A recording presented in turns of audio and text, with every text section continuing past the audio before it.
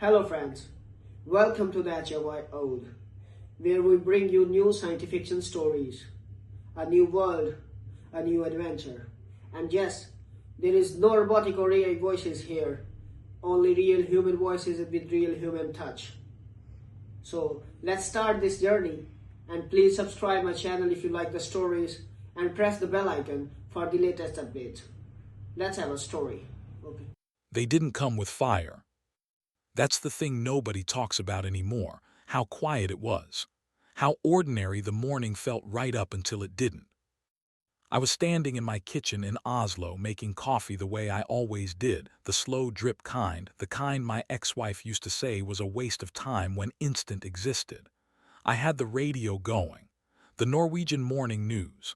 Some story about fishing subsidies in the north, a road closure somewhere in Bergen. Normal. Completely, stupidly normal. Then the broadcaster stopped mid-sentence. Not a pause, a stop, like someone had reached into the radio and taken the words right out of his mouth. 3 seconds of silence, which, on live radio, is an eternity, and then a different voice came on. Not human, or rather, human-shaped in how it was speaking our language, but the cadence was wrong. Like someone had learned Norwegian by reading a dictionary and then practicing in a room with no other people. It said, "This message is being broadcast simultaneously across all communication channels on the planet you call Earth, in all languages currently in use. It is being delivered as a courtesy."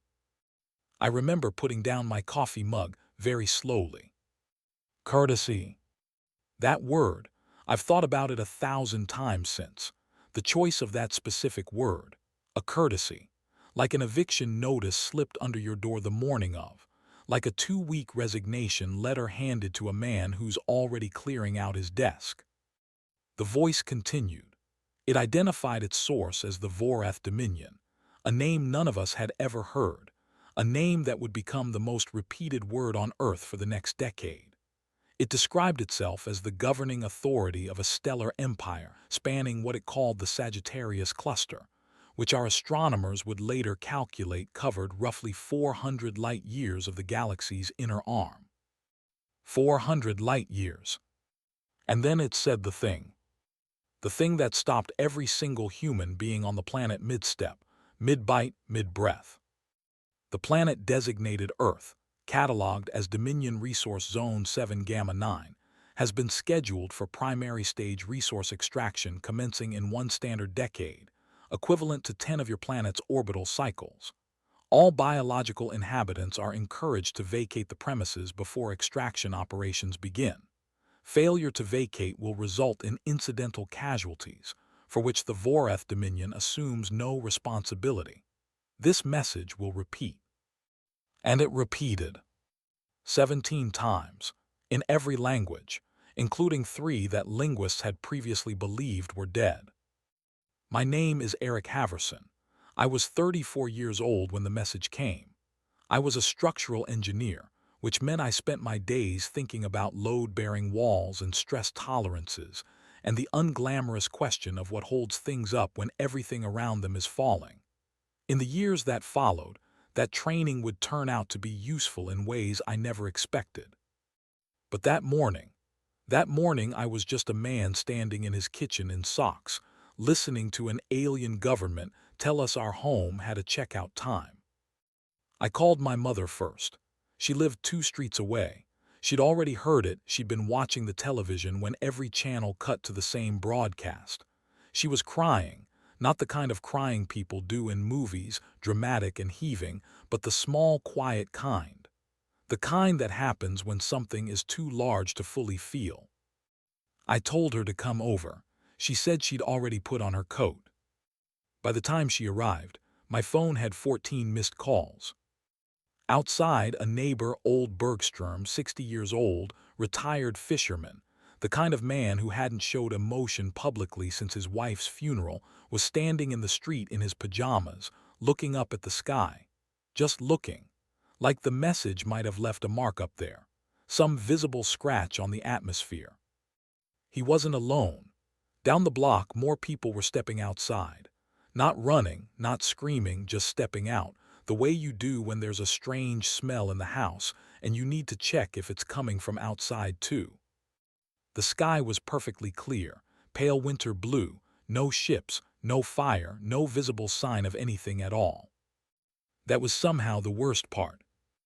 In the weeks that followed, the world went through what historians would later call the 7 stages, not grief exactly, but something adjacent, something messier and less linear. The first stage was denial, not the personal kind but the collective institutional kind. Every government on the planet simultaneously decided that the broadcast was a hoax, a hack, a psychological operation by a rival state. The Americans blamed the Chinese. The Chinese blamed the Americans. Russia said nothing and moved 3 additional missile battalions to its eastern border, which meant they believed it but weren't saying so. Israel went completely silent for 72 hours, which those of us who followed geopolitics understood to mean they were extremely busy doing something they weren't going to tell anyone about. The United Nations convened an emergency session within 48 hours. I watched it on a tablet while eating a sandwich I didn't taste. Ambassador after ambassador stood at the podium and spoke in careful, measured tones about the need for verified sources, the danger of mass panic, the importance of methodical investigation. Then a signal technician from the European Space Agency interrupted the session by patching through something they'd been tracking since the broadcast. A ship.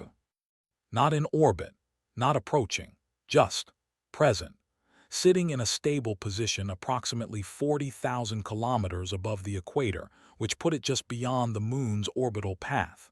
It was roughly the size of Luxembourg. We knew that because 3 independent space agencies had measured it within 6 hours of each other, using different instruments, and gotten the same answer.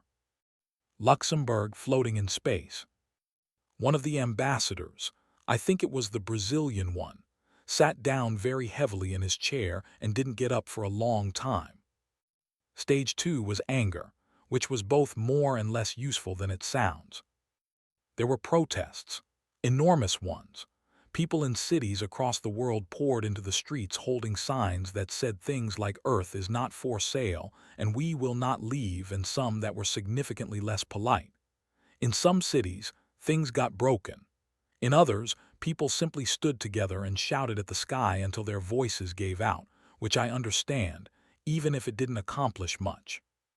There were also quieter kinds of anger, the kind that sits behind someone's eyes when they're thinking very hard about something they haven't said out loud yet. I saw a lot of that kind.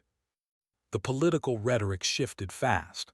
Within 3 months of the broadcast, every major election anywhere in the world was dominated by a single question: what do we do? And the answers split roughly into 3 camps. The first camp said we leave. Not immediately, not in defeat, but strategically. 10 years was enough to begin identifying candidate worlds, to accelerate whatever nascent interstellar research existed, to begin the greatest logistical operation in human history. It was terrifying and nearly impossible, but it was survivable. The second camp said we negotiate. Make contact, establish dialogue, offer something: resources, knowledge, labor, whatever the Voreth Dominion wanted. Every civilization had something to trade. Find out what they needed from us beyond just the planet itself. The third camp said nothing out loud, but their position was understood by everyone paying attention. 10 years was not enough time to find a new home, but it was more than enough time to build something that would make leaving unnecessary. The first formal contact attempt happened in month 4. The UN, acting on behalf of something they'd hastily assembled called the Unified Earth Council, which had no real authority but sounded impressive, sent a signal to the ship. A simple mathematical sequence. Prime numbers.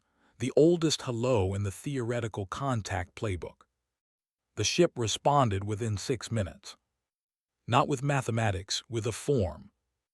An actual administrative form, transmitted in digital format, translated automatically into 212 human languages.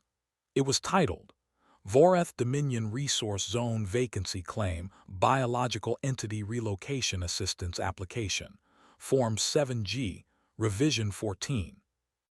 It asked for the following information: total population count, average biological mass per individual, estimated volume of personal property requiring transport, preferred relocation zone, with a drop-down menu of available planetary options, none of which had names humans recognized, and several of which were described as habitable with significant biological adaptation, and a signature from the designated representative of the collective biological body.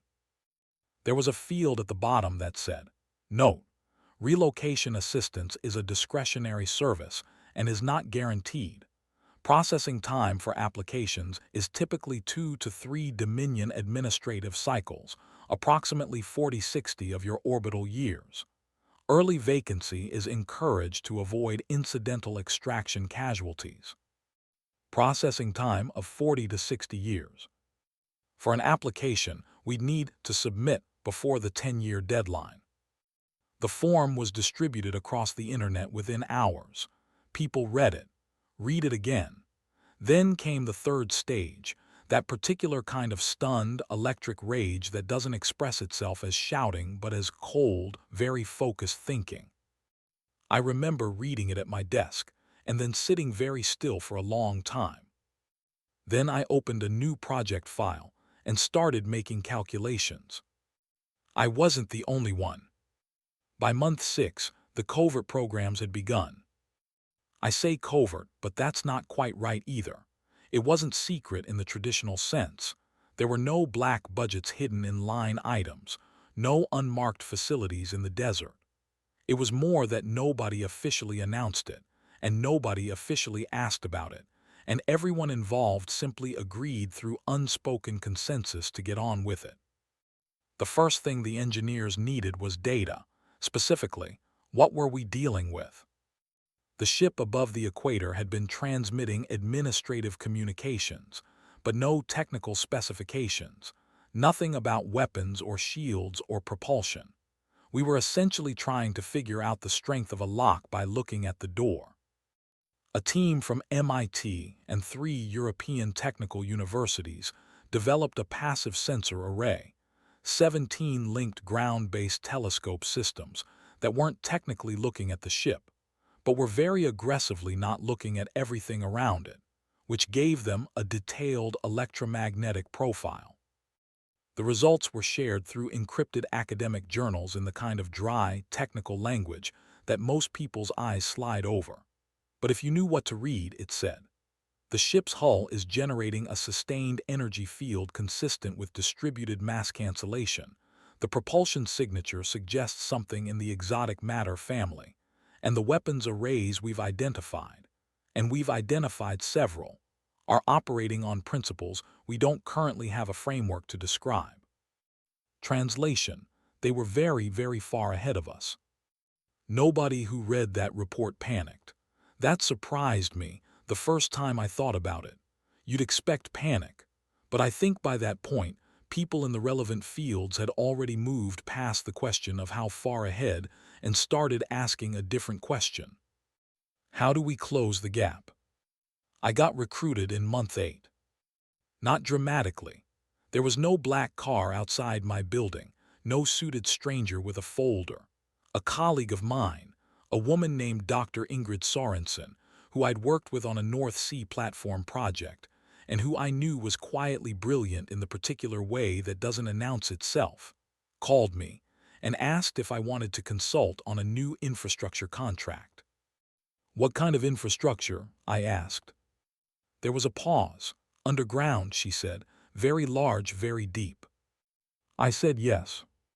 The project was based in a mountain range in central Norway. I won't specify exactly where, not because it matters now but out of habit, and it was already 3 months in when I arrived.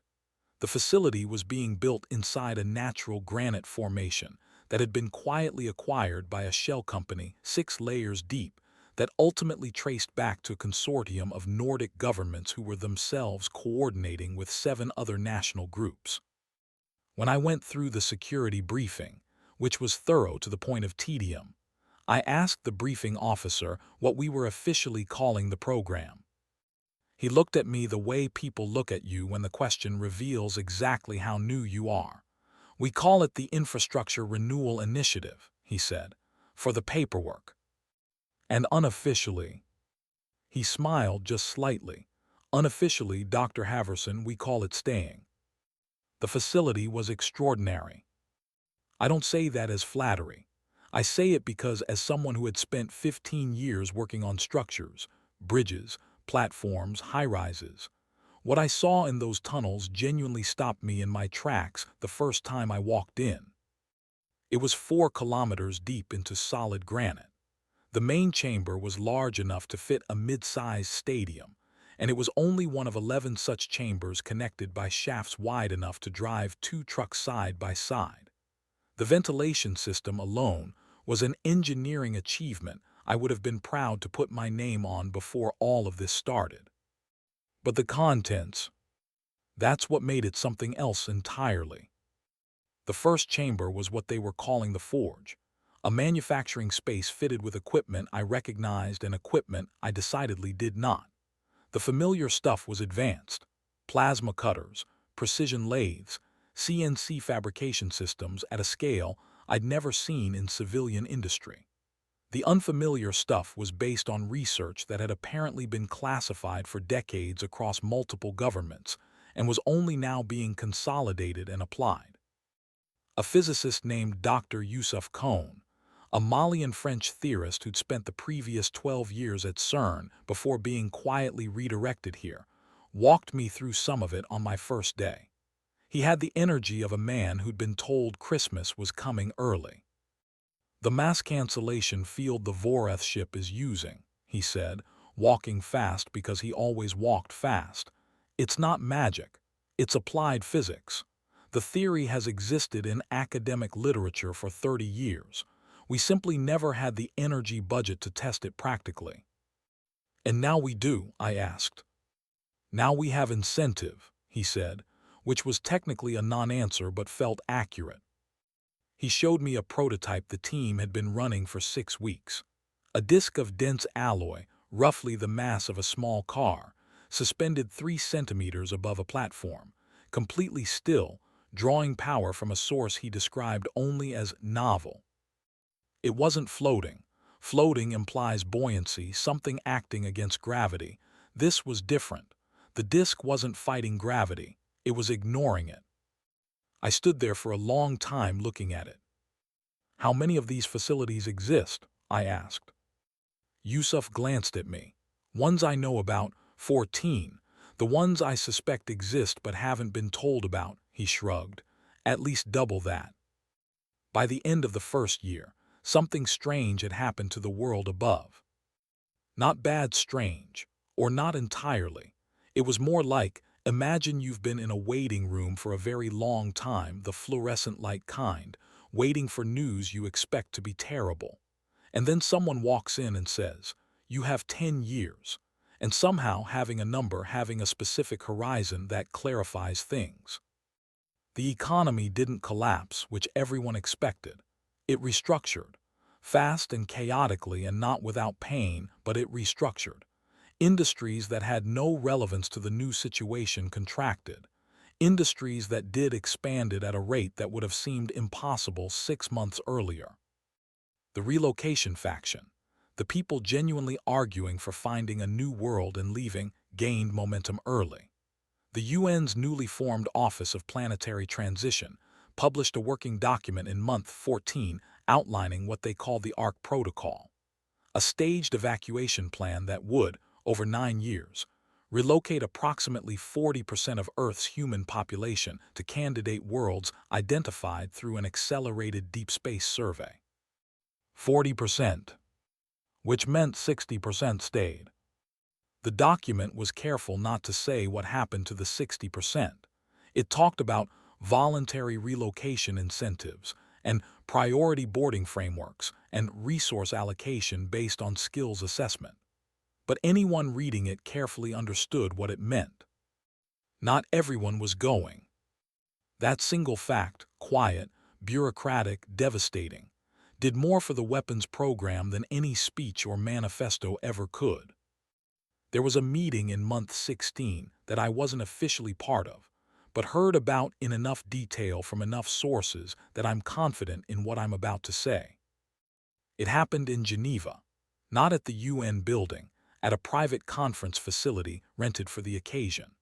Attendees included the defense ministers of 11 nations, 4 individuals described only as technical advisors, and a woman named Dr. Mara Osei, who at that point held no official title, but who everyone in the relevant fields understood to be the person actually running the weapons development program. The meeting lasted 9 hours. What came out of it was not a formal treaty or a signed document. It was a consensus, arrived at through discussion, that set the direction of everything that followed. The consensus was this: negotiation had failed, or more precisely, and this distinction matters, it had been made irrelevant.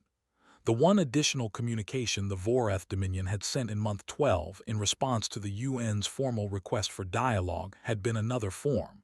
This one was titled Biological Relocation Status Update Request Entity, Earth 7 Gamma 9. It had a checkbox that said, "Have you commenced evacuation proceedings?" Yes/number below that. Note: this communication channel is for status updates only. Policy inquiries should be directed to the Dominion Administrative Bureau, currently processing inquiries from year 4200 of the Dominion calendar. Average response time, 800 years. 800 years. The channel for talking to them was backed up by 800 years. So the consensus was not about whether to fight. It was about how to fight in a way that gave them a chance. Dr. Osei, according to the person who told me about this, put it simply. She said, "We are not building weapons to win a war. We are building weapons to make ourselves expensive, to make removing us cost more than leaving us alone." That reframing, from victory to cost, was the strategic core of everything that followed. Year 2 was when the world started to feel different from the outside. The Voreth ship was still there. Hadn't moved, hadn't communicated, hadn't done anything. Just sat in its position beyond the moon like a boulder someone had dropped in a pond and forgotten about. Telescopes tracked it constantly. There was a public feed, 12 different streams from 12 different observatories, that you could watch around the clock. At its peak, 60 million people were watching simultaneously, which is a strange kind of vigil but a human one. On the ground, the changes were visible if you knew what to look for. Construction boomed, but the wrong kind. Not housing, not commercial. Industrial. Facilities in remote areas of multiple continents, built fast, built deep, built with the particular aesthetic of something that was never meant to be seen. New rail lines appeared connecting points that had no apparent civilian purpose. Shipping routes through certain corridors were quietly restricted. Energy consumption globally increased by 22% in year 2. The official explanation was infrastructure modernization and transition to alternative energy sources, which was true, technically. What was also true was that the energy was going somewhere specific, and that somewhere was underground, and what it was powering would have seemed like science fiction 2 years earlier, and was now running on third-shift rotations with quality control teams and delivery schedules. I want to tell you about one specific night in year 2, because it crystallized something for me about what this whole period actually was. It was winter. The facility was running at full capacity. We'd extended to around-the-clock operations by then, and I'd been underground for 18 hours straight working on a structural reinforcement issue in Chamber 7. When I finally went up to the surface access point to get some air, it was past midnight. The valley outside the mountain was covered in snow. Clear sky, which in Norway in winter means cold that has teeth. The kind of cold that makes the inside of your nose feel like glass. And up there, just barely visible through the atmosphere if you knew where to look, which I did, because I'd been tracking it for a year, was the Voreth ship. A point of light that didn't twinkle the way stars did. Steady. Present. There was a young engineer on my team, 26 years old, fresh from a university in Trondheim, whose name was Petter and who had the nervous energy of someone who'd been running on coffee and conviction for months, standing near me. He'd come up at the same time. He was looking at the same point of light. He said, not to me exactly, more to the air, "Do you think they're watching?" I thought about it. "Probably not," I said. "We're a paperwork item to them. Zone 7 Gamma 9. They sent a notice and filed the form, and now they're waiting for the deadline." He was quiet for a moment. Then he said, "Good." I looked at him. He was still looking at the sky, but his expression had shifted to something I recognized. Not anger, not fear, something harder than both. "Good that they're not watching," he said. "Less distraction for them when it matters." We stood there for a few more minutes and then went back underground. I thought about that a lot afterward. Less distraction for them when it matters. 26 years old, running on 4 hours of sleep, working on systems that might not matter at all, that might be rendered irrelevant by the gap between what they had and what we had. And still, less distraction for them when it matters. That's the thing about humans that I keep coming back to. We are, fundamentally, a species that does not take hints. Year 3 brought the first real breakthrough. Not a weapons breakthrough, not yet. A propulsion breakthrough, which turned out to matter more. The team at the Deep Space Research Facility in the Australian interior, which was nominally a radio astronomy project, the kind of cover story that only works if nobody looks too hard, but that's usually enough, had been working on a modified version of the exotic matter propulsion signature we'd mapped from the Voreth ship. Working backward from the electromagnetic profile, using theoretical frameworks that Yusuf's team had developed, they'd built a prototype drive that was, and I'm using their terminology here, adjacent to the Voreth technology. Not identical, not as efficient, but based on the same principles. The first test object they put through, it was a titanium sphere roughly the size of a grapefruit. The sphere was placed in a vacuum chamber, the drive was activated, and the sphere moved from one end of the chamber to the other in a duration so small their original instruments couldn't measure it.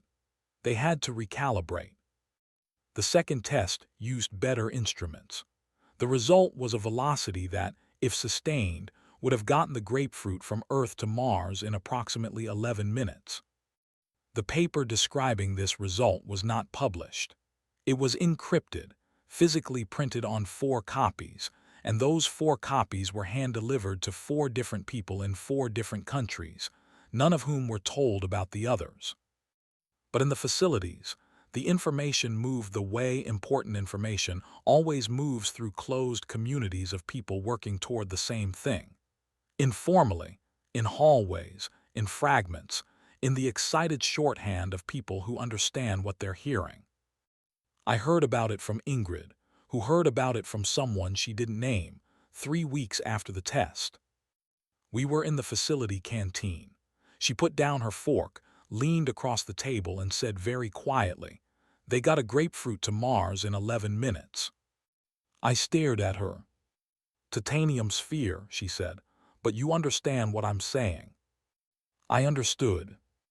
If we could move objects at that velocity, even inefficiently, even drawing enormous amounts of power, we were no longer talking about evacuation logistics.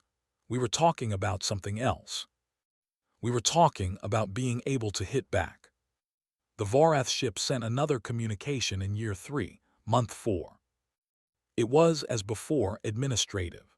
A reminder notice, literally titled that, Reminder Notice, informing the biological inhabitants of Zone 7 Gamma 9 that 7 standard years remained before resource extraction operations commenced.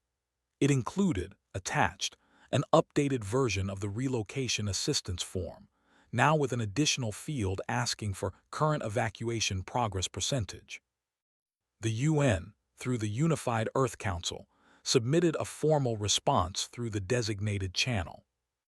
The response contained a single number, 3%. 3%, because the Ark Protocol's early phase colony ships were real and actually being built, and had actually departed 9 ships, carrying collectively about 240,000 people to candidate worlds in nearby star systems. 3% of evacuation was not technically a lie. The Voreth responded within hours. Automatic acknowledgement, it seemed. The response said, "Noted. Current compliance rate, 3%. Compliance rate required for Dominion liability waiver, 100%. Continued low compliance does not affect extraction schedule." They didn't know what the 97% was doing. That was intentional. That was, Dr. Osai would later explain in the briefings I was eventually cleared for, the entire point. Year 3, Month 9. I was called to a meeting in a chamber I hadn't been to before, deep in the facility, deeper than my usual work took me. The air down there had a different quality, drier, and with a faint electromagnetic hum that you felt in your back teeth rather than heard. There were 14 of us in the room. Engineers, physicists, 2 material scientists, a woman who was introduced only as Dr. K and who I later understood to be a former DARPA director, and Mara Osai herself, which was the first time I'd seen her in person. She was shorter than I'd imagined. She had the particular stillness of someone who'd made a decision they were completely at peace with a long time ago and hadn't felt the need to revisit it since. She stood at the head of the table and didn't start with pleasantries. She said, "We have 7 years. I'm going to tell you what we're going to do with them." She laid it out. Not a defense, not fortifications, not missiles, not anything that would make sense in the context of a conventional military facing a conventional threat. What she described was something different, something that understood, in a way I found both brilliant and deeply unsettling, exactly what the Voreth Dominion was and wasn't. They were bureaucratic. They were vast. They had filed a form and sent 2 reminder notices and were waiting, with complete administrative patience, for a deadline. They are not a military operation, Mara said. They are a resource extraction corporation. And corporations, no matter how large, no matter how technologically advanced, have the same fundamental vulnerability. She paused. Cost-benefit analysis. She let that sit in the room for a moment. They want this planet because it has something they value.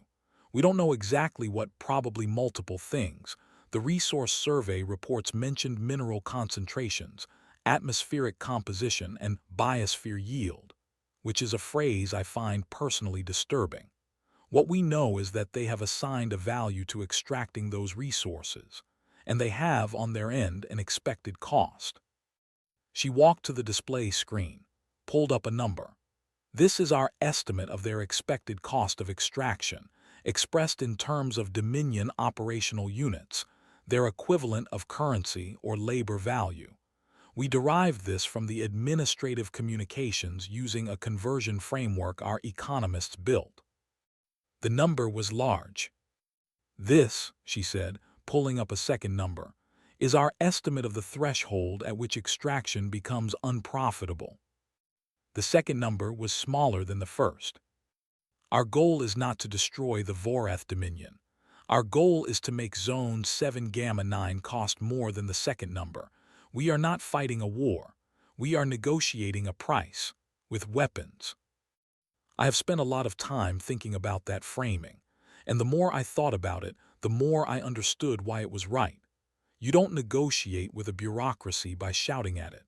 You negotiate by becoming a line item that doesn't make sense. Make us too expensive. Make them file a form recommending reclassification of Zone 7 Gamma 9 from resource extraction to extraction deferred pending threat reassessment. Give them a reason to skip us and go to the next planet on the list. That was the plan. 7 years to execute it. I walked out of that meeting and went straight to my workstation without talking to anyone. I pulled up the structural schematics I'd been working on for Chamber 11 and stared at them for a long time without seeing them. Then I picked up my tools and got back to work. Because that's the other thing about humans. We know how to work toward a deadline. Year 4 felt different from the outside. Not calmer, nothing was calm, but steadier. Like the planet had absorbed the initial shock and made some kind of collective decision about how it was going to handle the next 6 years. The panic had settled into something more purposeful, which is both better and more frightening than panic, depending on which end of it you're on. The public discourse had split into two parallel streams that somehow coexisted without resolving into each other. There were the departure people, and they were real, and their work was real, and I respected it, who were building ships and training colonists, and doing the enormous, genuinely necessary work of planning a human future somewhere other than Earth. The Ark protocol was in full operation. 16 ships had launched. The colony on the planet they were calling New Reach, a world in a system 42 light-years out, marginally habitable, not comfortable, but survivable, had a population of just over 100,000 people and was growing. That effort was visible. It was reported on. There were ceremonies when ships launched, interviews with colonists, weekly broadcasts from New Reach showing people building shelters and planting the engineered crops that might actually grow in alien soil. Then there was the other stream. The one that was also real, also enormous, also staffed by some of the most capable people alive, and completely invisible. I was part of that stream, and by year 4, what we were building was beginning to look like something. Let me tell you about the weapons without telling you everything, because some of it is still classified and some of it I don't fully understand anyway. I'm an engineer, not a physicist. I understand how things hold together. Some of the people I worked with understood things I couldn't follow even when they tried to explain them. But here's what I can tell you. The mass cancellation research that Yusuf's team had been running since year 1 had yielded, by year 4, a working prototype of what they called a null field projector. The device generated a localized field that disrupted the Vorath-style mass cancellation technology. Essentially, if a Vorath ship was using mass cancellation to maintain its energy efficiency, the NFP would switch it off. Not permanently and not at great range, but in the radius of its effect, a Vorath ship would suddenly weigh what it actually weighed, which was a lot. The analogy Yusuf used, because he liked analogies. Imagine someone has been walking around your house holding a balloon tied to their wrist. The balloon was helping them move. Take away the balloon and they're just a person. In this case, a very large, very heavy person who is no longer flying. And then, I asked. And then we have other systems for thee and then, he said. The other systems were developed primarily in the Australian facility, and in 2 underground complexes I was told about but never visited, one in the northern Canadian Shield, and one in a location that was described to me only as Southern Hemisphere, mountainous. Together, they formed what the program called the response architecture, a set of integrated capabilities designed not for a full-scale war, but for what Mara had framed as cost inflation. Make every engagement expensive. Make every loss unacceptable to their accountants. Make Zone 7 Gamma 9 not worth it.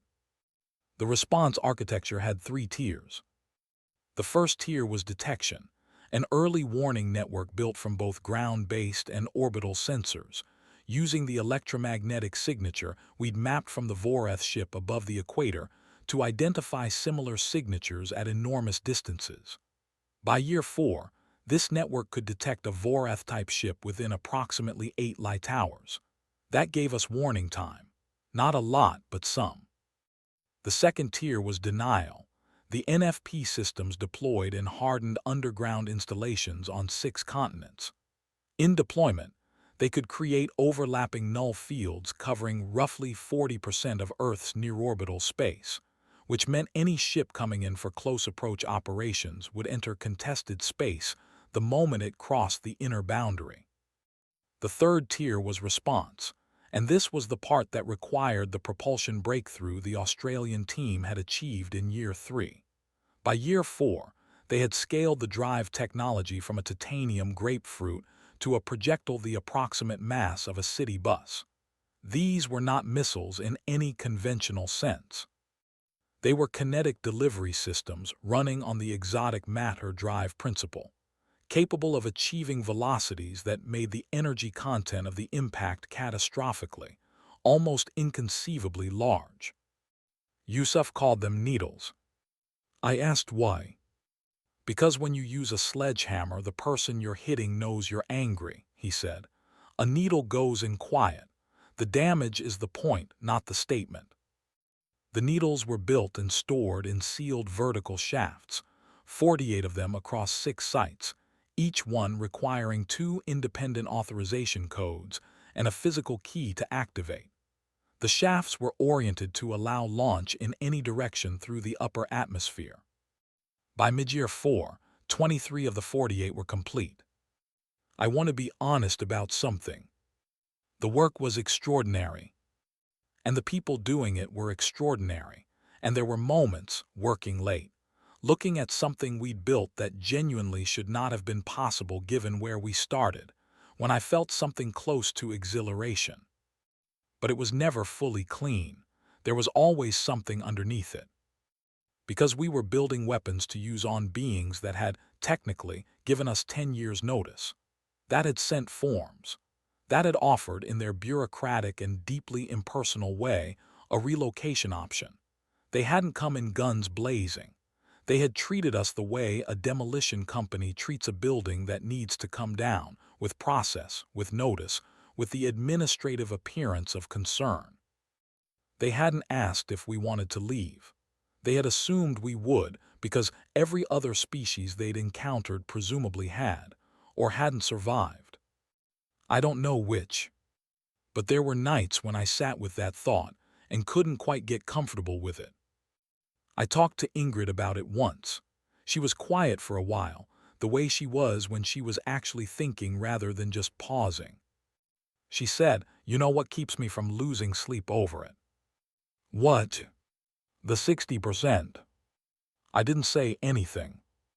"The ARC protocol," she said. "Even if it works perfectly, and it won't, but even if it does, 60% of everyone alive right now doesn't have a seat. That's 5 billion people, Eric. 5 billion people who, under the relocation plan, are just not accounted for." She looked at her coffee.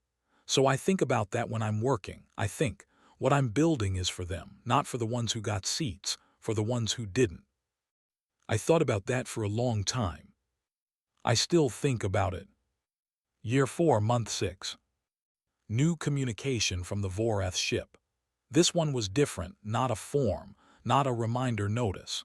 It was a data packet, dense and compressed, that took our cryptographic teams 3 weeks to fully decode. What it contained was a survey. A geological and atmospheric survey of Earth that was, based on the instruments it described, and the data precision it showed, orders of magnitude beyond anything we could have conducted ourselves. Every mineral deposit, every aquifer, every significant material concentration at every depth level, mapped in 3 dimensions, tagged with estimated yield quantities and projected extraction timelines. It also contained what they called a biosphere assessment, which cataloged every species on the planet by mass, biomass distribution, and what was labeled extraction potential. A category that wasn't fully explained, but that our biologists, reading it, understood to describe the energy or material value of the organic matter, including humans. We were in there. Homo sapiens. Estimated biomass, 700 million metric tons. Extraction potential, Tier 3, moderate yield, significant transport cost, recommend post-vacancy clearance rather than active extraction. Post-vacancy clearance. They weren't planning to use us for anything. They were planning to remove us the way you remove old furniture before renovating a house, not for the furniture, just to get it out of the way. The document circulated in the relevant channels with almost no comment. There was nothing to say. It was clarifying. It answered the question, which we'd all had, of whether we were valued or despised or just irrelevant to them. Irrelevant, that was the answer. We weren't enemies. We weren't resources. We were furniture. Dr. Osai, in a brief note attached to the distribution of the document, wrote only, "This confirms the strategic framing. We are not fighting to be respected. We are fighting to be inconvenient." Year 5. The midpoint, 5 years in, 5 years to go. There was a ceremony of sorts, not official, no cameras at the main facility in Norway.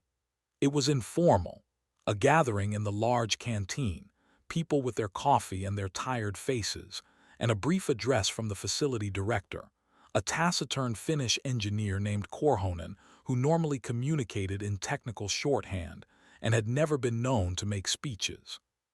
He stood up, he said, "5 years from now, either we will have made ourselves too expensive to remove or we won't have. Either way, everything we've done here will matter. If it works, it will matter because it worked. If it doesn't work," he paused, looked around the room. "If it doesn't work, then what we built here is evidence of what humans were, of what we tried. And that evidence goes into the 9 ships launched under the Ark Protocol. And when our people land somewhere new, they'll know, this is what we did. This is who we were when it was hard." He sat down. Nobody clapped, but the room held something, a specific weight that felt more real than applause. The thing that Year 5 also brought was the first real internal crisis. Not a technical failure, a political one. A government, I won't name which, because it doesn't matter, and the diplomatic damage was managed eventually, broke from the consensus and made a unilateral contact attempt with the Voreth ship, not through the administrative channel, through a directed high-powered signal encoded with everything they had, our most advanced scientific knowledge offered as a trade. "We'll share this. What can we exchange?" The Voreth responded in 3 minutes. Not with a trade offer. With an automated rejection form, Form 19B, unsolicited communication from non-registered entity. It noted that the communication had been logged and that the sending entity was welcome to submit a formal communication through the official channel. The country in question was embarrassed, deeply and internationally embarrassed, and the political fallout of that embarrassment, the arguments, the recriminations, the months of fractured coalition meetings, cost the program approximately 4 months in coordination capacity. 4 months we didn't have. Dr. Osai was furious in the particular way she was furious, which meant she got quieter rather than louder, and her efficiency increased. She spent 3 weeks doing nothing but political repair. 3 weeks she'd planned to spend on systems integration. She never said anything publicly about what that cost, but later, in a briefing I was part of, she said something I've carried since. "The Voreth are not our greatest obstacle. Our greatest obstacle is the human preference for a dignified exit over a difficult stand." By Year 5, Month 8, the systems were integrating. This was the piece that had worried me most from an engineering standpoint, not whether the individual components worked, but whether they worked together. A null field projector is only useful if the needle systems know when to fire. The detection network is only useful if the NFP knows what it's detecting, and all of it is only useful if, at the moment of truth, the coordination holds. We built a command system we called the spine. It was distributed, no single point of failure, no central hub that could be taken out. 17 nodes across the planet, each one capable of running the full architecture independently, each one in constant communication with the others through a network that used the quantum entanglement principles Yusuf's team had developed as a secondary output of the mass cancellation research. Quantum entanglement communication. We'd had the theory for decades. We had working implementation by Year 5, Month 3. It was, in the ordinary scientific world, a Nobel Prize-worthy achievement. In the context of everything else happening, It was a line item in a logistics report. The spine went live in month 8. I was in the Norway facility when it came online. The test was simple, all 17 nodes confirming network integrity simultaneously, displaying a single status indicator, green. We stood around the primary display station in the spine chamber, looking at 17 green indicators. It took a moment to settle. Then one of the younger engineers, a woman from Nairobi named Adiz, who had a particular gift for speaking plainly, said, "We actually built this." Laughter, not easy laughter. The sharp, releasing kind. The kind that comes out when something you were afraid wasn't possible turns out to be real. "We actually built this," she said again, and this time nobody laughed. We just nodded. Year 6. The Vorath ship changed position. Not dramatically.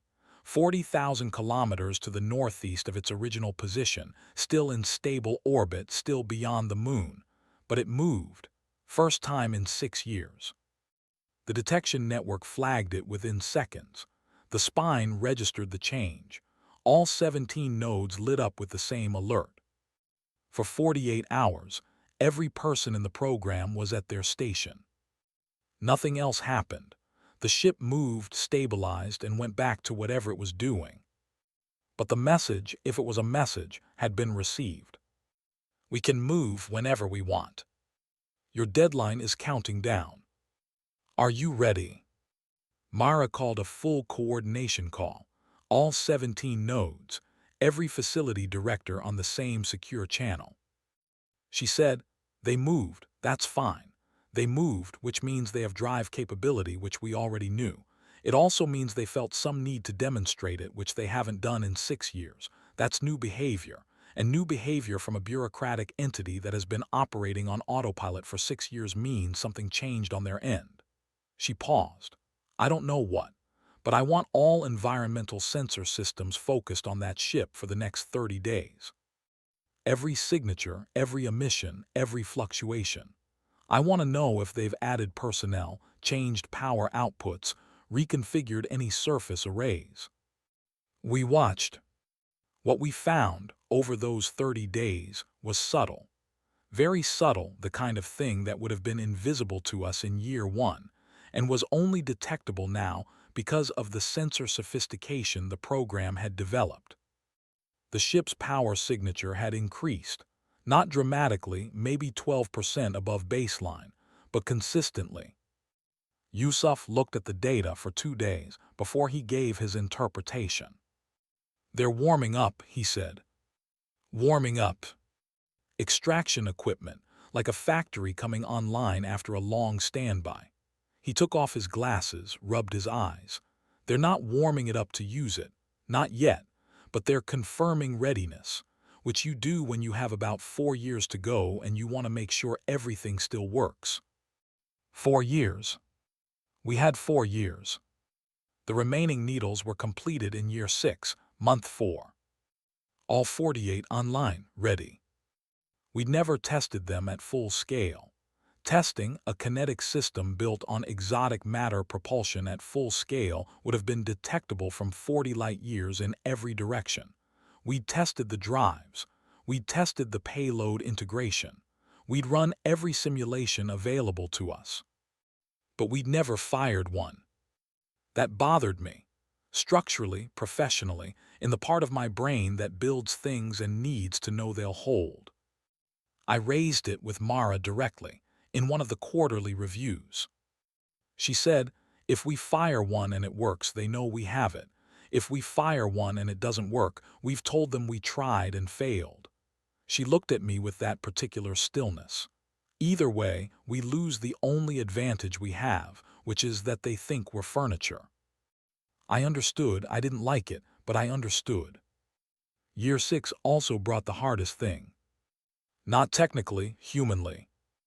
The first colony ship to report back from New Reach, a vessel called the Leif, which had launched in year 2 with 11,000 people aboard, sent a transmission in year 6, month 2.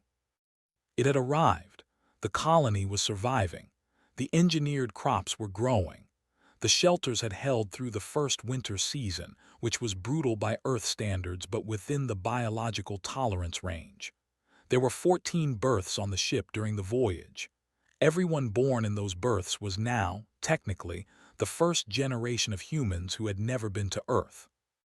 The transmission included a recorded message from the colony governor, a Japanese-Brazilian engineer named Dr. Maria Tanaka, who had been on the original ARC Protocol Planning Committee. She was standing outside, the sky behind her a color that was blue the way a bruise is blue, recognizable but wrong. She said, "We're here. We're alive. We're building." Then she paused and said something that hit me differently than I expected. She said, "To those of you still there, we think about you every day. Whatever you're building, build it well." I watched that transmission alone in my quarters, late at night, and I thought about 11,000 people in a shelter under a bruised alien sky, and I thought about the 5 billion people the ARC protocol couldn't carry, and I thought about 48 kinetic systems in hardened shafts, ready but untested, and the Voreth ship warming up its extraction equipment 4 years ahead of schedule. And I thought, we have to be right about this. There is no version of this where we're wrong and it's okay. Year 7. We started calling it the long year, not because it was actually longer, but because of how it felt inside it. 3 years to go. The pressure had a physical quality by then. Not panic. There was almost no panic left. It had been metabolized into something else. But wait. The way a building feels heavier when you're carrying it on your back than when you're just looking at it. The public, by year 7, knew more than they had known in year 1. Not everything. The needle program remained classified. The spine remained classified. The location of most of the deep facilities remained classified. But enough. Enough had leaked, been reported, been officially acknowledged in partial forms, that a reasonable person paying attention understood that the 10 years hadn't been entirely spent packing. Public opinion was genuinely split, in a way that I found both maddening and entirely human. There were people who felt betrayed. You should have been using these resources for the evacuation. You should have prioritized the ships. You've been gambling with lives. There were people who felt relieved. Someone is doing something. Someone is fighting back. We were never going to all fit on the ships anyway. There were people who felt both things simultaneously, which is probably the most honest position. There was a journalist, Amara Diallo, based in Dakar, who had become the most read correspondent covering the crisis, who wrote a piece in year 7, month 3, that I think captured the tension better than anything else I read. She wrote, "We have spent 7 years preparing for 2 futures simultaneously. In one future we leave. In the other we stay. What no one will say out loud, what keeps us up at night, is that both futures require the other one to fail." That's not quite right, actually. The departure and the resistance were always meant to be complementary, not contradictory. But emotionally, as a description of how it felt, she wasn't wrong. Month 5 of year 7, something happened that I only found out about much later, when the full debrief records were released. The Voreth ship sent another communication, but this one didn't come through the administrative channel. It came directly to the spine. Not via the frequency we'd used to receive their broadcasts, through a carrier signal embedded in the quantum entanglement network. Which meant they knew about the quantum entanglement network, which meant they'd been watching closer than we thought. The message was brief, it wasn't a form. It said, Designation 7 Gamma 9. Your energy output and seismic signatures are inconsistent with standard biological relocation activity. Dominion survey systems have flagged anomalous construction and power consumption patterns. This communication is being logged as an informal advisory. The extraction schedule has not changed. Compliance review will be conducted at the 9-year marker. Entities displaying non-compliant behavior may be reclassified under Dominion Resource Protection Protocol 44, which supersedes standard relocation procedures. Protocol 44. Nobody in the program had heard of Protocol 44. It took 3 weeks to find any reference to it in the Voreth administrative documents we'd received and decoded. When we found it, it was in a footnote of the Relocation Assistance Guide, a footnote, which tells you something about how seriously they took the possibility of resistance.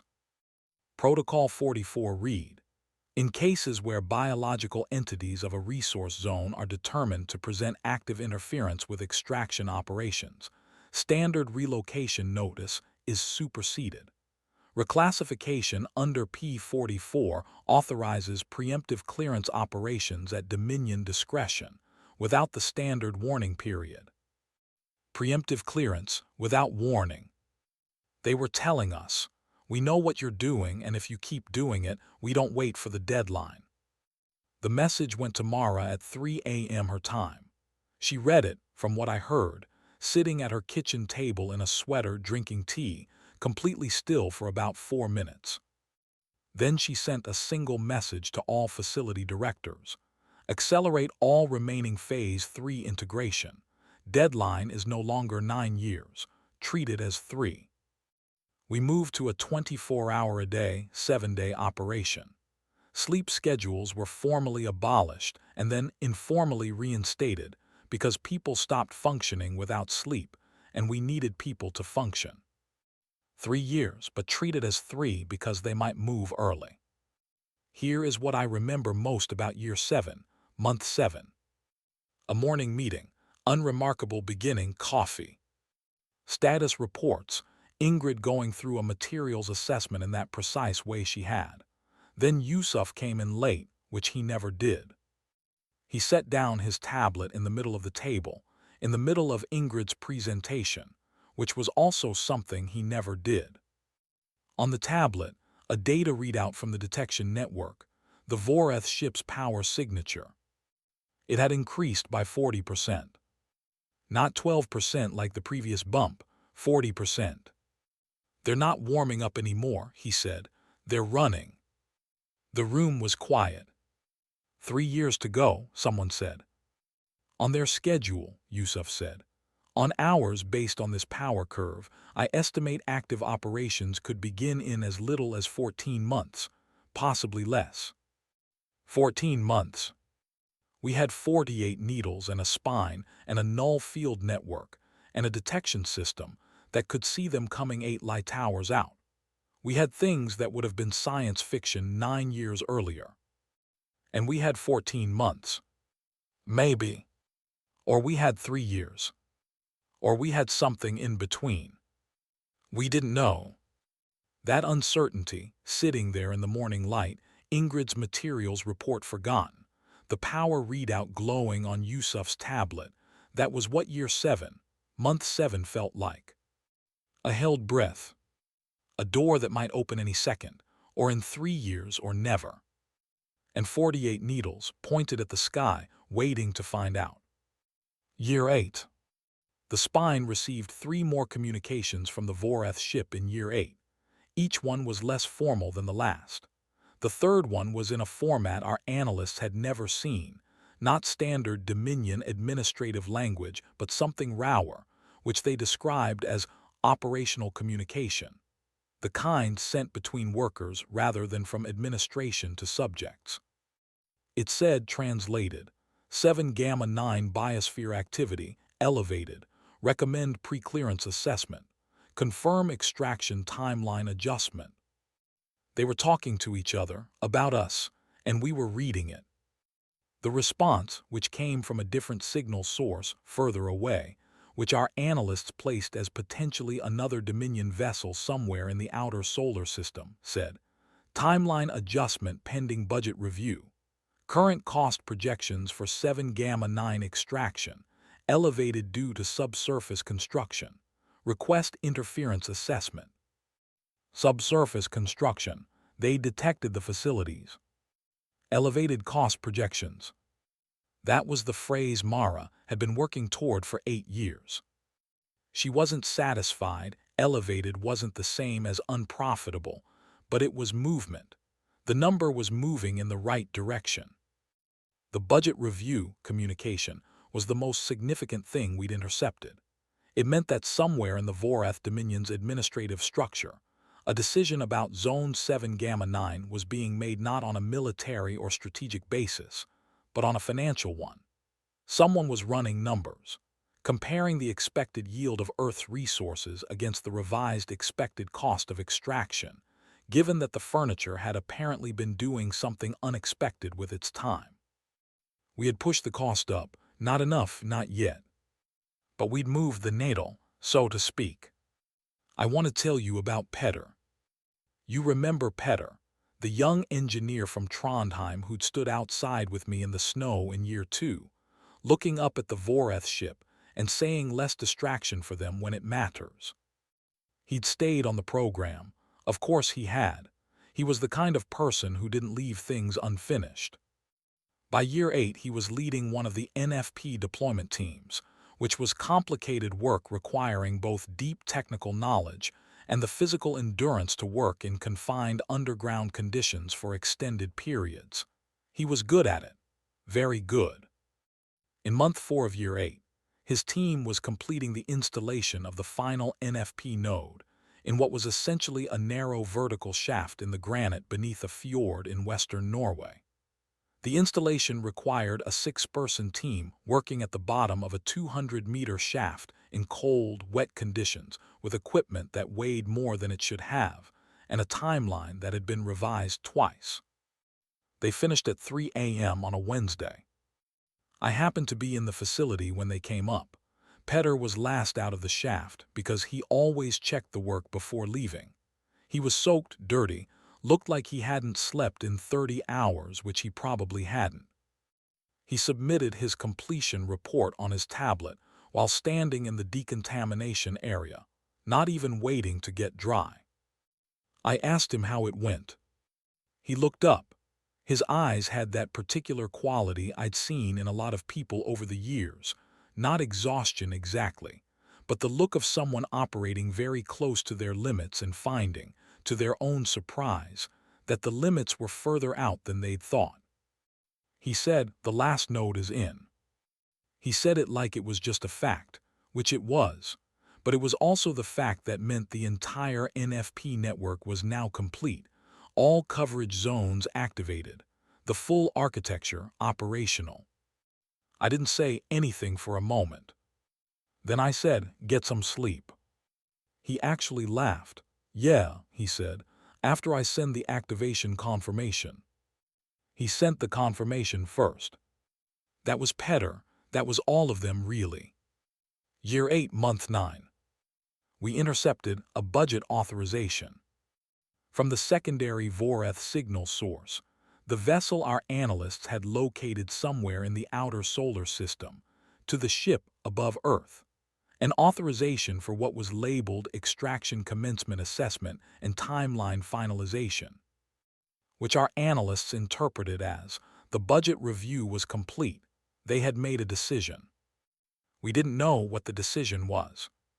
For 3 weeks, nobody slept much. The spine ran continuous monitoring. The detection network was at maximum sensitivity. Then in month 10, the ship's power signature dropped.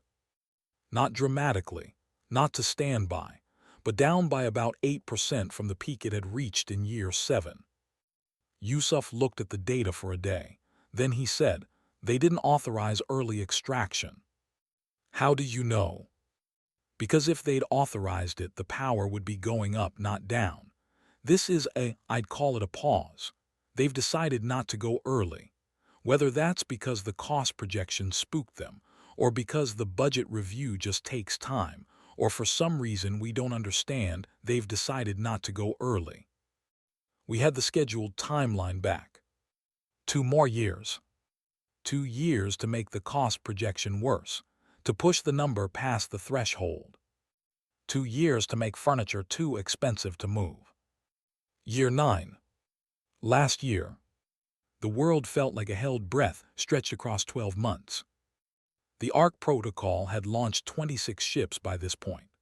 The colonies on New Reach and a second world they were calling Half-Day, because its rotation was half an Earth day, which made the first settlers deeply disoriented, were established and growing. Combined colonial population, approximately 380,000 people. 380,000 out of 8 billion. The departure was real. The departure was also, by any mathematics you cared to apply, not the solution. The solution, if it existed, was in the 48 shafts and the 17 spine nodes and the NFP network, and the 2 years of additional work that the teams had done after the budget pause. I'll tell you about that additional work in a moment. First, because it matters, let me tell you about the meeting in Year 9, Month 1. Full facility directors, spine node commanders, Dr. Osai. The kind of meeting that happens when everyone knows that the next sentence matters. Mara had new data from the intercept teams.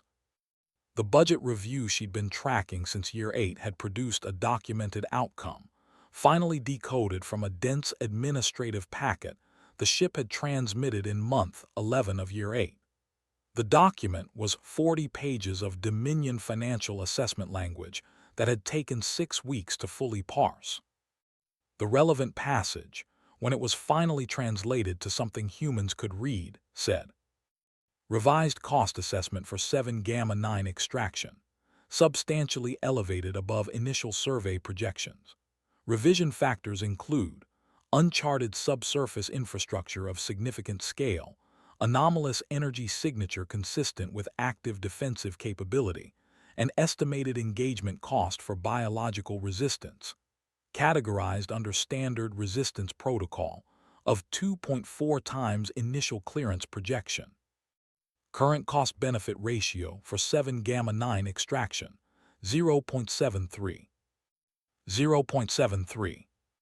The extraction was currently projected to yield 73 cents on every dollar it cost.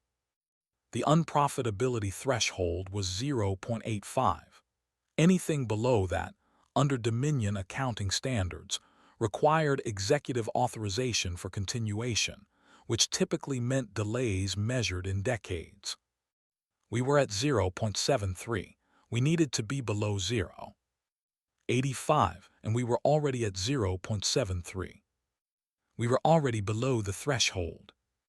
The room took a second to understand that. Then someone said, I think it was Adiz, who had a gift for saying the obvious thing in the right moment. We already won. Mara shook her head, but not in disagreement. In precision, not won. We've moved the number past the unprofitability threshold, but unprofitability doesn't automatically stop an operation. It triggers a review. We're in the review now. The ship is still here.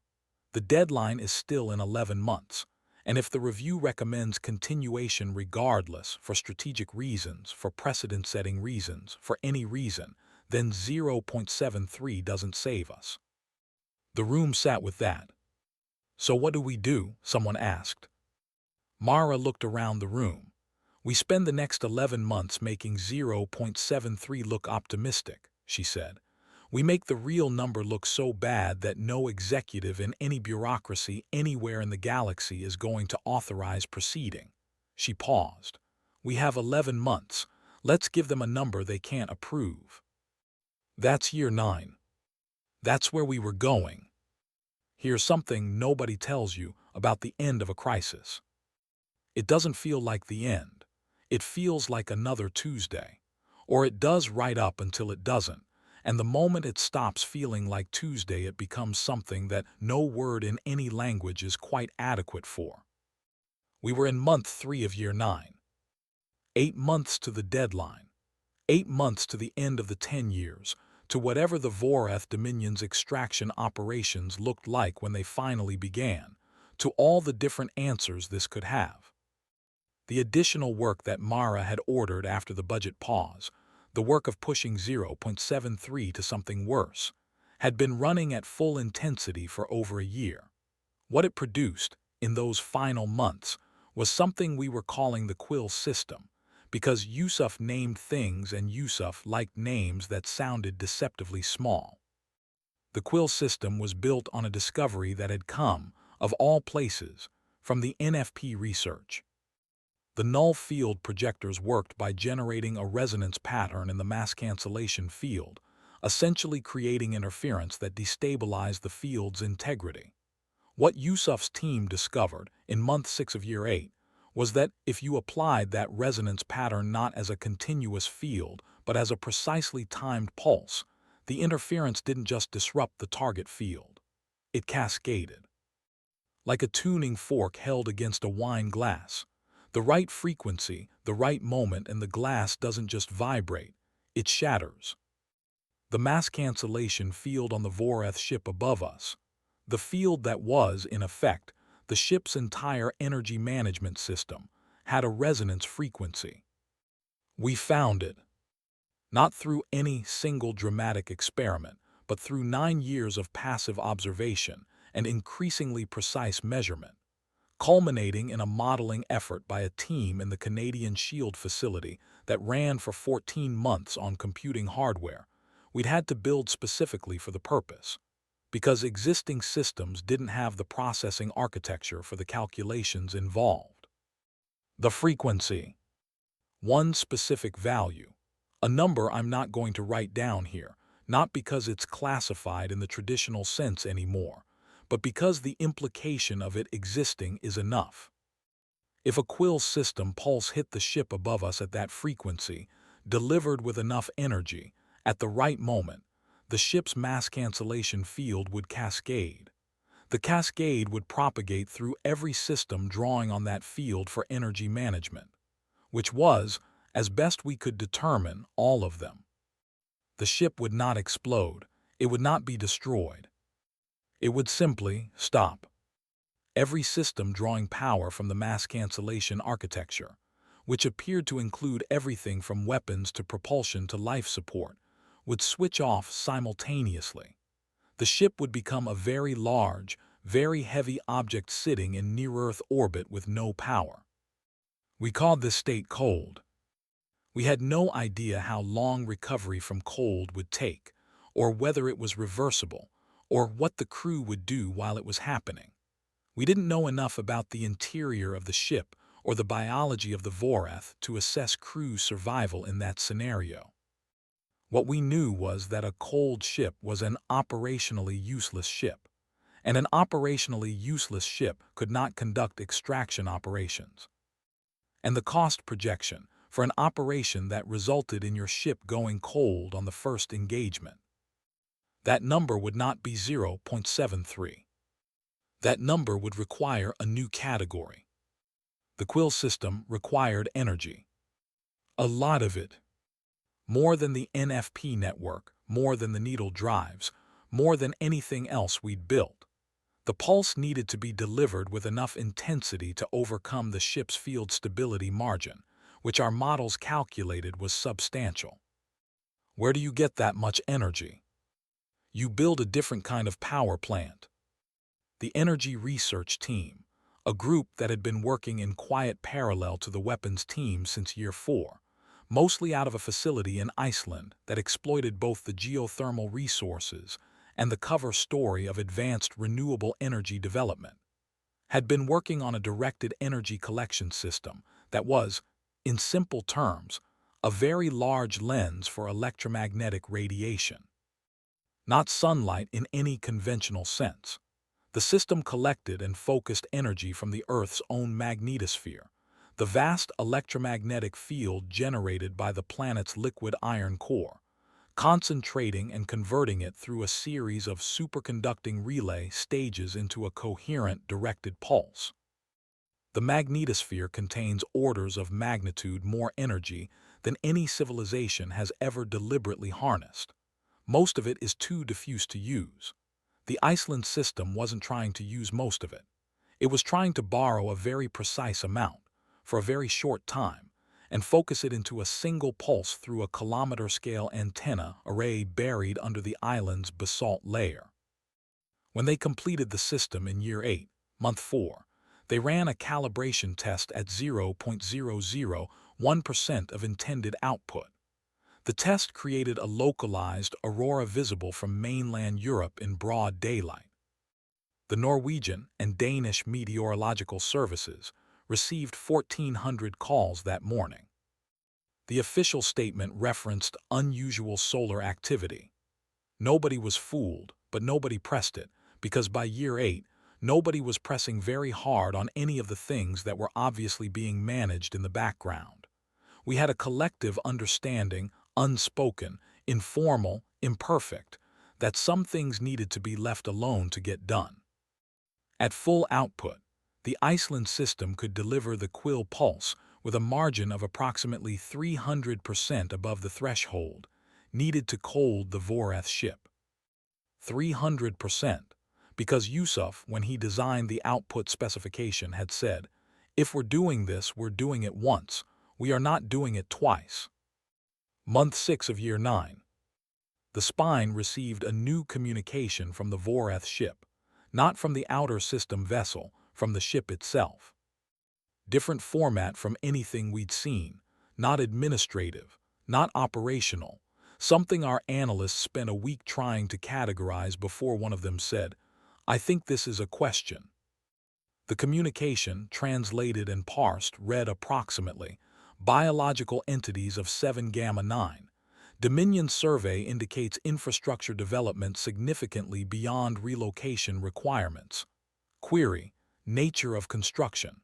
Query, purpose of energy systems. Response requested." A question. They were asking us what we'd built. The spine's automatic monitoring systems flagged it as a significant behavioral change. It was the first time the Voreth ship had addressed humanity directly and actually asked for a response, rather than issuing a directive or sending a form. What it meant, our analysts concluded, was that the budget review had escalated. Someone in the Dominion hierarchy had decided that the anomalous readings from Earth required more information before the extraction decision was finalized. They were doing due diligence. Mara deliberated for 2 days before deciding on a response. The response we sent was, in retrospect, the most human thing we did in the entire 10 years. It was true. Completely, factually true. We sent back a technical summary of everything we'd built: the NFP network, the needle systems, the spine, the Iceland energy collection array, the Quill system, including the resonance frequency we'd identified. All of it. Because the calculus was simple. If they were doing a cost-benefit analysis, the most effective way to influence that analysis was to give them accurate numbers. Not threats, not bluster. Numbers. The response took 3 days to encode and transmit in a format the Voreth administrative systems would receive and process. Then we waited. Waiting is hard. I think that's obvious. But the particular quality of that waiting, month 7 of year 9, 5 months to the deadline, with the response sitting in whatever passed for a Voreth inbox, had a texture I haven't been able to describe adequately to anyone who wasn't there. We went to work every day. The final integration tests for the Quill system were running. The needles ran their 10,000th simulation. The NFP network performed its scheduled calibration cycle. The detection network tracked the Voreth ship the way it tracked everything, constantly, precisely, without blinking. People were also living. That sounds strange to say, but it's important. People in the facility were having birthdays. Someone's mother died and they went home for the funeral and came back. Ingrid started learning to play guitar, very badly in the evenings. Petter got a dog somehow, a small, enthusiastic animal he'd acquired from a family in the nearest village who'd apparently decided that if things were going to end they might as well give the dog to the people trying to prevent it. The dog's name was Vesla. She had unrestricted facility access within 3 weeks because nobody could figure out how to tell her no. Life continued.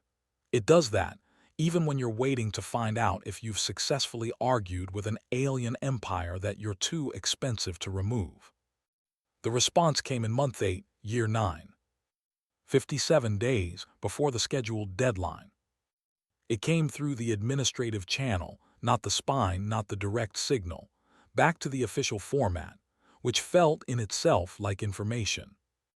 The message was titled, Voreth Dominion Resource Zone Status Update 7 Gamma 9. It read, "Following review of submitted biological entity technical documentation and revised cost projection analysis, the Dominion Resource Assessment Bureau has reclassified Zone 7 Gamma 9 from active extraction, pending to assessment deferred, pending further review. Extraction operations scheduled for current cycle are suspended pending executive authorization review. Estimated duration 4070 Dominion administrative cycles. Biological entities currently resident in 7 Gamma 9 are advised that this deferral does not constitute permanent resource zone reclassification and does not affect Dominion ownership claim. Standard relocation notice remains in effect. This communication is logged under case file 7G9RD. Assessment deferred. Extraction suspended. 40 to 70 Dominion administrative cycles, which, using the conversion factors our economists had built, translated to somewhere between 120 and 200 Earth years. We had bought ourselves a minimum of 120 years. I was in the Norway facility when the message came through the spine.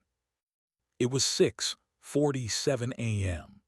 I'd been there overnight. There were a lot of nights at that point, and I was on my third coffee, looking at a structural reinforcement calculation that I was making myself finish before I was allowed to check the monitoring dashboard. The spine alert appeared on my secondary screen. Yellow, which meant communication received, not emergency. I almost didn't check it immediately because yellow alerts ran every few hours and were usually routine. But something made me look. I read it twice. Then I walked to the spine room because I wanted to read it on the main display, which felt like the right place for it. There was one other person in the spine room, a night shift analyst named Hong, who had been awake for approximately as long as I had and looked it. He was already reading the message on the main screen when I came in. He turned around when he heard the door. I didn't say anything. He said, "Is this what I think it is?" I said, "Read it again." He read it again. Then he sat down in his chair very slowly, the way a person does when their legs have decided the news is too big to stand through. He said, 120 years. I said, minimum. He looked at me. We did it. Not a shout, not a celebration. Just those 3 words in a quiet voice at 6:50 in the morning in a room underground in a Norwegian mountain. We did it. I called Mara. She answered on the second ring, which meant she was already awake, which meant she already knew. You've seen it, I said. I've seen it, she said. How are you feeling? There was a pause, not the processing kind, the genuine kind, the kind where someone is actually checking. Careful, she said finally. I'm feeling careful. Because it's not permanent. Because it's not permanent, and because 120 years is not nothing and it's also not enough. She paused again. But it's what we have, and it's real. I asked what happened next. She said, we do 2 things simultaneously. We keep building because the deferral comes up for executive review and that review might not go our way, and every year of additional development changes the next cost projection.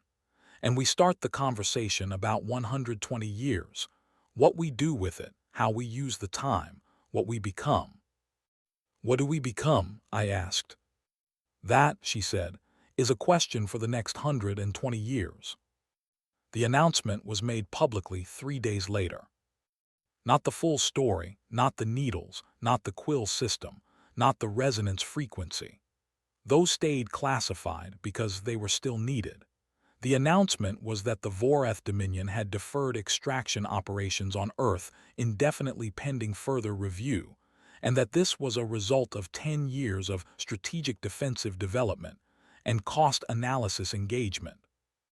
Bureaucratic language, for the announcement that we'd argued ourselves a century and a half of breathing room. The reaction was, I watched it on screens from the facility because we were all still underground, complicated. There was celebration, genuine and enormous. the kind that spills into streets and doesn't fully make sense to people watching from the outside. There was grief, for everything the 10 years had cost, for the people who hadn't survived it, for the colonial families on New Reach and Half Day who had left and couldn't easily come back. There was also, in a significant part of the population, a kind of stunned blankness. The news was too large to feel immediately. It required processing time. In cities across the world, people gathered not to shout, not to protest, but just to be together. In parks, in squares, on rooftops, looking at the same sky. The Voreth ship was visible from Earth's surface if you knew where to look, still parked beyond the moon, still there. But deferred. For the first time in 10 years, the sky felt not safe exactly. Something less clean than safe. Something more real. Hours for now.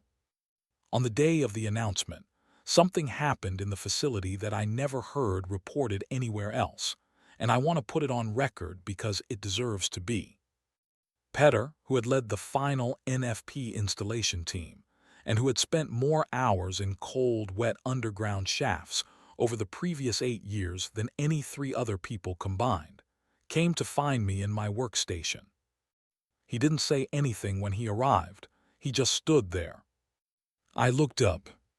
He had a bottle of something, Norwegian aquavit, the real kind, which I hadn't seen in years. I don't know where he'd gotten it. He set 2 glasses on my desk, poured them, pushed one to me. We raised the glasses. He said, less distraction for them when it matters. The thing he'd said 8 years ago in the snow outside the surface access point, looking up at the Voreth ship. I didn't say anything. I just raised my glass. We drank. There's something I want to be precise about, because I think the broad version of this story, the version that gets told in the years that followed, cleaned up and narrativized, loses something true in the simplification. We didn't win. Not in the permanent sense. The Voreth Dominion still exists. The ship is still there. It moved out to a further orbit 6 months after the deferral, but it didn't leave. The resource claim on Earth is still technically active in their administrative system, under case file 7G9RD, pending executive review in 120 to 200 years. What we got is time. Time that the ARC protocol can use. The colonial programs are expanding. The third world they're colonizing is called Ember, a warm planet with a thick methane-mixed atmosphere that requires pressure suits for outdoor work, but that has carbon-based organic chemistry and a reasonable surface temperature. The genetic diversity protocols are being implemented. The human species is becoming plural, spread across multiple worlds, which means the species cannot be removed by removing any one planet. What we also got is precedent. The Voreth Dominion is vast, and it operates on cost-benefit logic, and somewhere in its 400 light-year administrative empire there are other resource zones. There are other species who received Form 7G, Revision 14, and now those species know, because the case file exists, because the reclassification exists, because bureaucracies document everything, that the outcome is not predetermined. That furniture can be expensive. That the species who doesn't take hints can, sometimes, force the empire to take one. I'm writing this in year 10, month 2. 8 months after the deferral. The facility is still operational, Mara's directive stands, and we're continuing the development work, and the spine runs its monitoring cycles without interruption. But there's a quality to the air down here that is different from what it was a year ago. Not relaxed, not that, but something less like the inside of a fist. Ingrid plays guitar in the evenings. She's gotten marginally better. Petter's dog Vesla has been officially added to the facility roster as Canine Logistics Support Specialist, which is absolutely meaningless but which somehow got through the administrative processing because someone in the relevant office clearly had a sense of humor.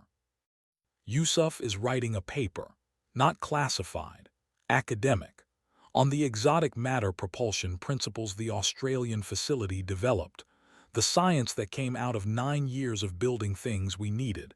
The science that wasn't the point but turned out to be extraordinary. He'll publish under a pseudonym because full transparency about the source of the research is still complicated. But the science will be out there. The knowledge will exist. Peer review will tear into it and confirm it and expand it, the way peer review does. 50 years from now, or 100, when human ships cross the galaxy not in 11-minute jumps, but in long, confident arcs between stars, when we are a spacefaring species in the full sense of that word, some of that will trace back to a propulsion drive built in a facility in Australia, whose official purpose was radio astronomy. The things we built to survive become the things that take us forward. I think about the Vorith a lot. Not with hatred. I want to be clear about that. Hatred would require them to have treated us as enemies, and they never did. We were furniture to them. We were a line item, and you can't really hate a bureaucracy for being what it is. But I think about what they are. A civilization, clearly ancient, clearly vast, clearly capable of things that still exceed what we've achieved even after 9 years of extraordinary effort. That has reduced the question of other life in the galaxy to a resource survey and a relocation form. I wonder how many species there have been, in their 400 light years, in their administrative cycles going back to year 4200 of their calendar. How many forms have been filed? How many deadlines have come and gone? How many of them were furniture that stayed on the floor? And how many before us thought to add up the cost and hand the bill back? I don't know, we don't know. The administrative records we've decoded cover only the communications relevant to Earth. What's in the rest of their filing system, we can't say. But I know this. Zone 7 Gamma 9 is now the most expensive item in whatever portion of their resource queue we've had visibility into. And I know that somewhere in the Dominion's bureaucratic hierarchy, some version of an accountant looked at the cost projection revision and said, in whatever they say when they're surprised, something equivalent to, well, that's different. We were different. We had always been different, in the specific way that humans are different from most things. Not the strongest, not the fastest, not the most technologically advanced, not the most long-lived or the most spacefaring. But thorough, stubborn, present. We don't leave things unfinished. We don't take hints. And when someone sends us an eviction notice and assumes we'll pack our bags, we spend 9 years very quietly making sure the answer, when it comes, is something they have to file a form about.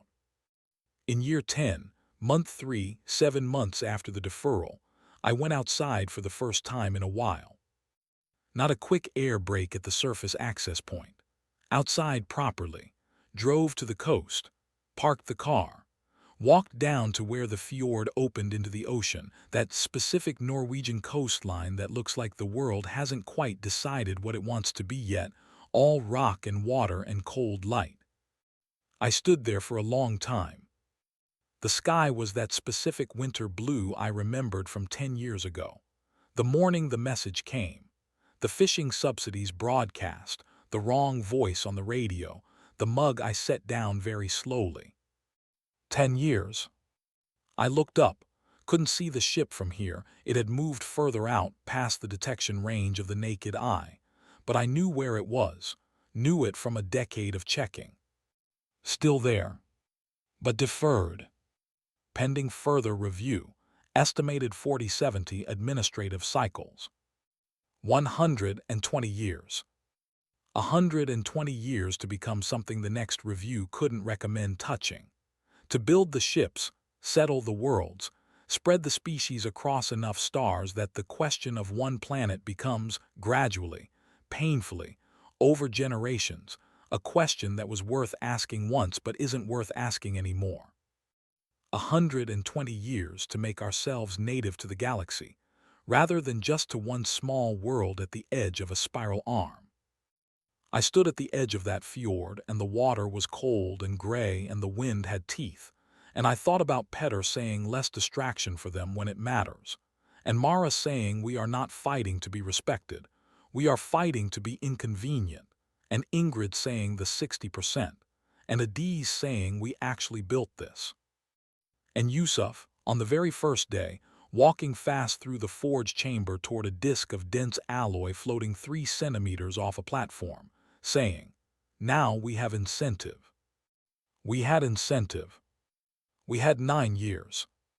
We built things that shouldn't have been possible. And when the Empire's accountant looked at the bill, they filed it under deferred. Not impossible, not defeated, not gone. Deferred. Which means the work isn't done. The work is never done. The work is the point, maybe the building and the fighting and the refusing to accept the hint, repeated across every generation, until we are numerous enough and strong enough and spread enough across the dark that removing us stops being an option anyone bothers to file a form about. I walked back to my car. I had a structural integration report due in the morning. The Quill Systems Iceland array needed a new mounting calculation for the secondary antenna rings, and the materials specs Ingrid had flagged needed verification before we could order the next batch. Work to do. Stars to reach. 120 years minimum. Let's not waste them.